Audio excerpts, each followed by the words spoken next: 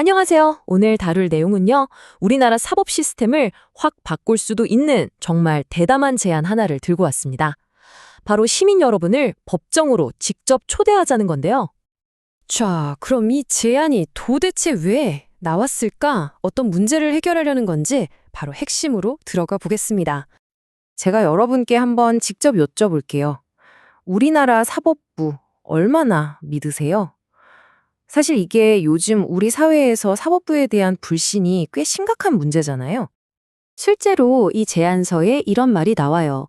현재의 형사재판은 오롯이 직업법관의 손에 맡겨져 있어 국민의 목소리가 직접 반영되기 어려운 구조적 한계가 있다. 이게 무슨 말이겠어요? 한마디로 사법부가 우리 사는 세상하고 너무 동떨어져 있다는 거죠. 그렇다면 문제는 명확하죠. 어떻게 하면 이 벌어진 간격을 좁히고 사법부에 대한 믿음을 다시 되찾을 수 있을까? 오늘 이 시간을 통해 그 해답을 한번 같이 찾아가 보시죠. 자, 그럼 먼저 다른 나라들은 이런 고민을 어떻게 해결했는지 한번 볼까요? 크게 두 가지 모델이 있거든요. 이걸 살펴보면 좀 감이 올 거예요. 첫 번째는 아마 영화나 드라마에서 많이 보셨을 거예요. 바로 배심제입니다. 시민들이 배심원으로 참여해서 이 사람 유죄다, 무죄다, 딱 사실관계만 판단하고요. 전문 판사는 법 절차를 진행하고 형량을 정하는 역할을 하는 거죠. 시민들의 힘이 막강하긴 한데 이게 좀 비효율적일 수 있다는 평가도 있습니다. 반면에 독일 같은 유럽 대륙 국가들은 좀 다른 방식을 써요. 참심제라는 건데요. 이건 시민, 그러니까 참심원이랑 전문 판사가 아예 한 팀이 되는 거예요. 그래서 유무죄 판단부터 법 적용, 형량까지 그냥 모든 걸 다 같이 결정합니다. 전문가랑 시민이 머리를 맞대니까 좋긴 한데 자칫하면 전문 판사 의견에 그냥 휩쓸릴 수도 있겠죠? 자, 지금 보시는 이 표가 정말 흥미로운데요. 각 나라가 얼마나 다른지 한눈에 보이죠? 우리가 오늘 얘기하는 한국형 제안은 바로 이 중간 어디쯤에 있어요. 특히 주목할 점은 스웨덴처럼 정당이 추천하는 방식은 정치적으로 편향될 위험이 있잖아요. 이런 단점들을 피하려고 고심한 흔적이 보입니다. 좋아요.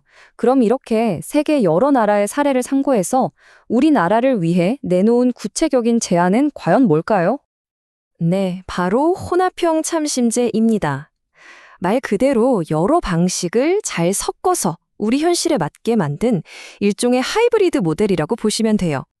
이 제도의 목표는 단순히 재판 절차를 좀 바꾸자는 게 아니에요. 그보다 훨씬 근본적인 거죠.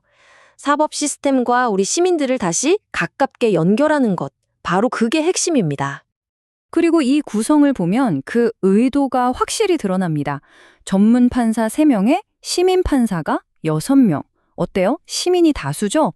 이렇게 되면 재판 결과에 진짜 시민의 목소리가 반영될 수밖에 없는 구조가 만들어지는 겁니다.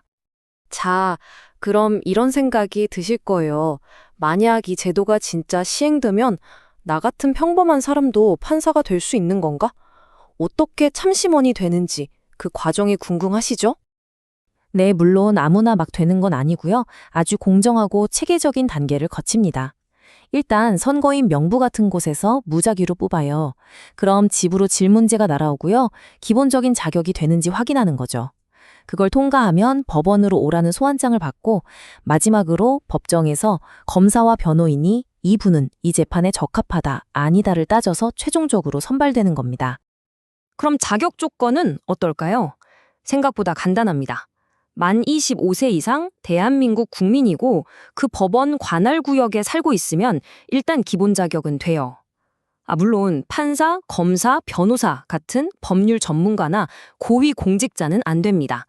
왜냐하면 이 제도의 핵심은 전문가가 아니라 바로 우리 같은 보통 시민의 상식을 반영하는 거니까요. 자, 그런데 이렇게 좋은 취지의 제도라도 넘어야 할 아주 큰 산이 있습니다. 바로 헌법이에요. 이거 헌법에 어긋나는 거 아니야? 하는 문제가 제기될 수 있거든요. 과연 괜찮을까요? 가장 큰 쟁점은 바로 이겁니다. 우리 헌법을 보면 재판은 자격을 갖춘 법관이 해야 한다고 되어 있거든요. 그런데 법 공부를 한 번도 안 해본 시민이 과연 이 법관이 될 수 있느냐, 이 문제죠. 자, 여기 헌법 조항 두 개를 한번 보세요. 왼쪽 27조 1항만 보면 법관에 의한 재판을 받을 권리라고 되어 있어서 시민이 하면 안 되는 거 아니야? 싶죠? 하지만 진짜 해결의 열쇠는 바로 오른쪽 101조 3항에 있습니다. 바로 이 부분에서 아하 하게 되실 겁니다. 101조 3항에 뭐라고 되어 있냐면 법관의 자격은 법률로 정한다라고 되어 있어요. 이게 무슨 뜻이냐? 국회에서 법을 만들어서 이러이런 과정을 거친 시민은 참신법관으로서 자격이 있습니다 라고 정해주기만 하면 헌법적으로 아무 문제가 없다는 얘기입니다. 그러니까 결론은 이거예요.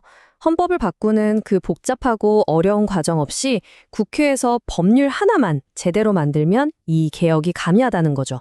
굉장히 현실적이고 실용적인 해법인 셈입니다.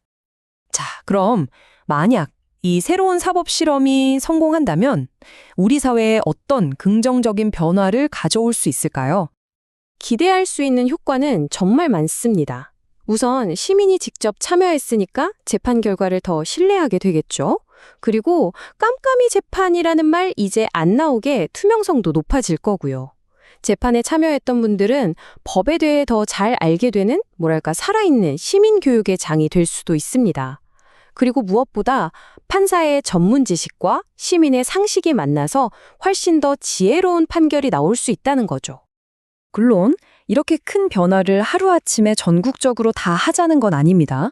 제안 내용을 보면 먼저 몇몇 법원에서 시범적으로 운영을 해보고 문제점은 없는지, 개선할 점은 뭔지 꼼꼼히 따져본 다음에 점차 확대해 나가자는 아주 신중한 계획을 담고 있어요.